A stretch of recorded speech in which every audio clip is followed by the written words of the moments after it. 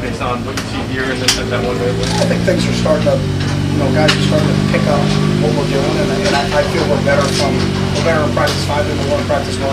I think sometimes when you add new things like we have, part of the install, those are the things that guys are making a little bit of mistakes on, and it's just a matter of getting reps on those. But the things that we've added and we continue to repeat, I think they've done a nice job. And I'm pleased where we are at this point. But again, we're not even in the month of August yet. We're still in July. So, are you quarterbacks? What did you think as you took in the press conference? I mean, to be honest with you, the one thing that occurred to me when Donovan was up there is how quick things go. I mean, it's amazing, and you think about how short a career is. When you look at the lifespan of a human being is, 79 to 80 or whatever the lifespan is, and in just a short amount of time. I remember when he got drafted here. I remember when he was a rookie. I remember when he was playing at Syracuse. And all of a sudden, you're at his press conference for retirement, and just the guys who were here, Pete Dot, Westbrook. And I coached against Brian when he was at Villanova, and I was at New Hampshire. Now all of a sudden, he's all done. They're retired. And it's hard, I think, to think of someone being retired, when they're so young. But it was, it's almost, you better understand how special it is to get an opportunity to play at this level and to play at a high level for a long time. And it was a neat thing to be a part of and a neat thing to watch. And is there an update on Kelly-2013 and Rose? I don't have the exact day.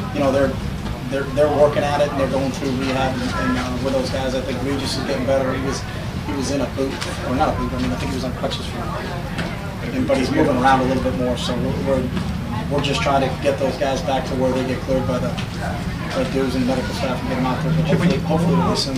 When you have Phillips, I don't get any of that stuff like back inside. When you have a player like Danny Watkins, former first rounder here, new staff comes in, you draft an offensive lineman with the 4th overall pick, and so more than likely he'll be a starter on this team. How do you want a guy to approach that situation, being as that he's probably kind of been nudged out of that starting role? Danny? Danny, yeah. I haven't nudged anybody on anything.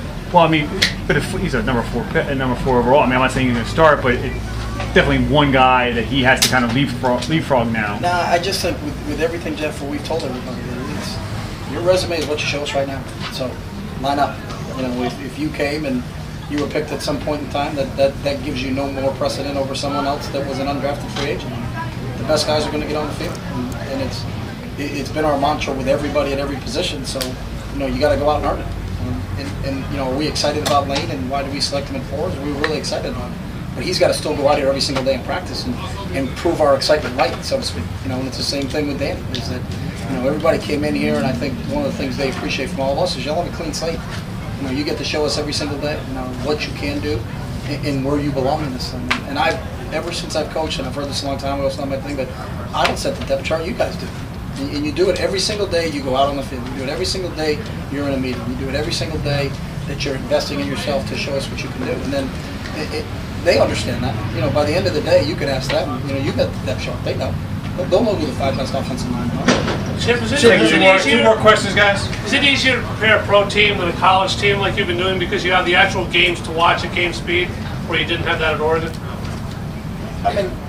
Part of that is yes.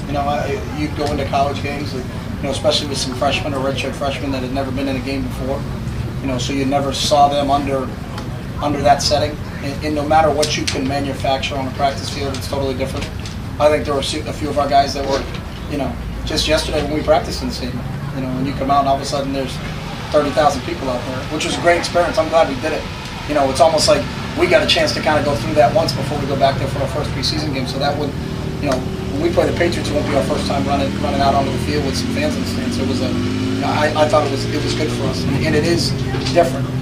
The one thing everybody has, the positive is the experience. The negative is there's a chance to get somebody injured. So you're on that fine line of we got to work really hard, but don't hit us hard. So, they're going to hit us hard.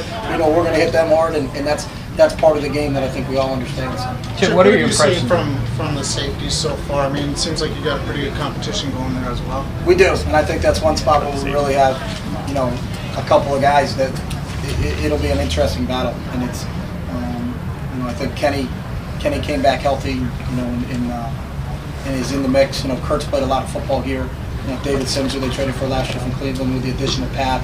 Nate Allen has been here for a long time. Colt Anderson has stepped his game up, and then we drafted Earl. I think if you look at it from a competition standpoint, there's a lot of guys competing over there, and I think I know Billy's been rotating those guys a lot, trying to get them all different kinds of looks. So you've seen a lot of different combinations at the safety spot.